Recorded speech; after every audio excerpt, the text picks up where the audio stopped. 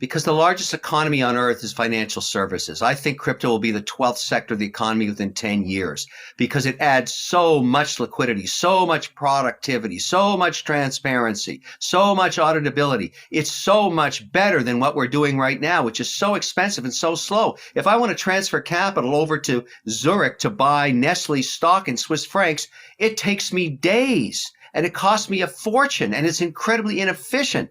I could do it in 2 seconds with a stable coin, and I can't yet because we don't have policy on both sides of the ocean that let me do that, but it's coming one day.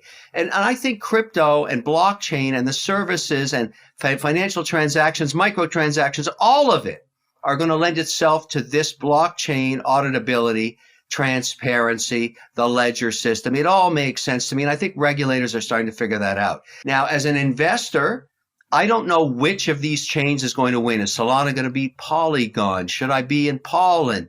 What about, all of the others? Ethereum, of course, the big one right now, but too slow for many financial services. What's going on with, Helium and all of these different ideas out there? So my strategy is to do the same thing I do with stocks, get diversification. I own 32 positions, 32 chain projects, 32 different coins and tokens. I have no idea which ones will win over the next 5 years, but I don't need them all to win. I just need a few to win. And that's what diversification is all about. And I've made some investments in the infrastructure. You know that old adage in the gold rush, you were better owning and selling picks and shovels and jeans than you were trying to find gold, because that was very hard to do. The infrastructure of crypto are companies like FTX, I'm a shareholder, Circle, I'm a shareholder, Wonderfy, I'm a shareholder, Immutable Holdings, I'm a shareholder. I've given money to all of these projects because they make a lot of sense to me and I use them all. And they're centralized, decentralized. There's stable coins in there. There's the FTX platform, which is the first compliant institutional platform I can find that my auditors and my compliance department finally agree to let me use to store value. And those are the kind of things that really matter to me. And I have to disclose, yes, I'm a shareholder in FTX. I'm also a paid spokesperson. So I'm eating my own cooking, but I'm also talking about the merits of their compliance platform.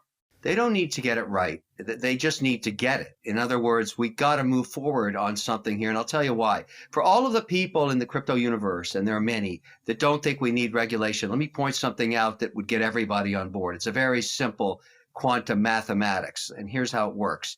The majority of invested capital on earth is held by sovereign and pension plans, about 90+% of it. They own zero crypto, nothing.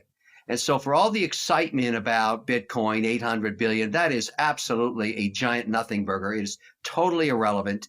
It's not held by any institutions that matter. Now, I'm an indexer, and I've talked about this many, many times. There's many indexers in the world, but we service sovereign funds, pension plans. Let's say you're an oil-rich country in the Middle East. You're making 250 million cash a day, US dollars, in oil revenues. You don't want to reinvest in oil. You want to invest in every other sector. So they'll go to an indexer like me and say, index the S&P 500, less energy, less airlines. That's the kind of index we do. And so we see these fund flows, trillions of dollars of fund flows every year just going through the system. Indexers see that every 24 hours. And I always ask these institutions and these sovereign funds, what allocation would you put into Bitcoin? Just one.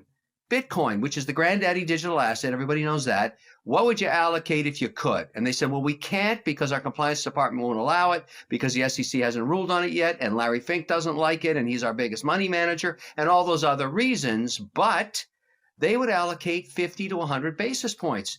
Now, when you're running $1 trillion mandate or an $800 billion mandate, which is some of the size of these funds, that's a ton of money. And that's a huge amount of demand that would come into the market. And as Bitcoin prices went past that 1% allocation, let's say, they'd sell it back down to 1%. But just importantly, if it dropped below 1%, they'd buy it back up. So there'd be an eternal bid forever. The volatility would drop dramatically. There'd be price appreciation in Bitcoin. It would be good for everybody involved in crypto. But we can't do it without policy.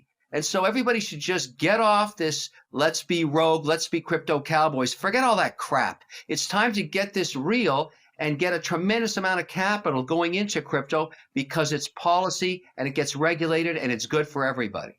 So I'm an investor. I'm constantly trying to find a way, the path of least resistance, to invest my capital, redeploy it. I have to look around the world for opportunities. I have to be diverse. And, crypto to me, when it was being frowned upon by regulators in a very harsh way, if you recall, 2017 was probably the height of when regulators were clamping down on tokens and different ways to tokenize assets like hotels and everything else back then. And as a result, I'm so involved in the traditional financial services market where I'm highly regulated and I have to report almost monthly to both my internal auditors, compliance department, and external regulators all around the world, that's the world I'm used to. And I saw no relief coming from regulators. And then what turned me around, what changed me completely, was when the Canadians, the OSC, granted the very first crypto exchange license attached to a dealer broker. A compliant platform. It wasn't rogue anymore. They told Canadian citizens you can transfer your cash out of your bank into this centralized wallet and you can trade Ethereum, Bitcoin, and slowly more and more coins were added. Then they announced in Canada the very first Bitcoin ETF. Then they announced the very first ETF that was for Ethereum. They were moving forward with policy that was regulated.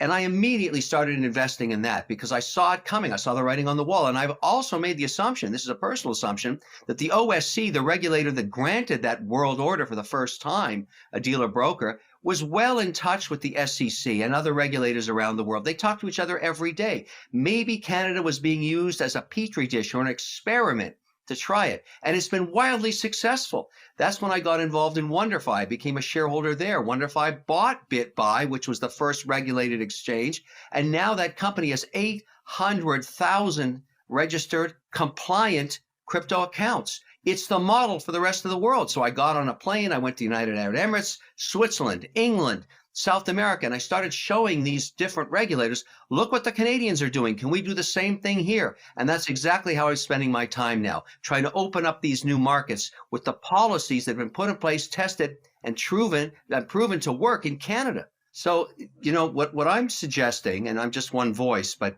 I try and say this over and over again to policymakers, is let's pick one thing. I mean, the crypto universe is so broad. It's so huge. There's so many different things going on at the same time. Let's bring policy on one thing and get that done. And what I'd like that to be is stable coins, because as a payment system right now, it would be very, very productive to bring forward some policy on stable coins and let the market compete. Now, I personally prefer ones that are backed by hard assets like the US dollar, but there's many ideas out there. Some work, some don't. Obviously, what happened with Luna was a bad outcome, but that's okay. This is a nascent industry, and we're trying different ideas, but the need for an international payment system is so huge and such a huge opportunity to save costs, to provide transparency, auditability, liquidity, speed, all of those things. That's what I'm suggesting. Let's pick one thing and bring policy on stablecoins. Let's nail that. And then we'll move into Bitcoin. We'll move into blockchain. We'll move into other things, but NFTs, but let's nail one thing. That's it for today, guys. If you found this video useful, then don't forget to like the video and share this knowledge with your friends and family. And don't forget to check out the full video. Link is in the description. Thank you.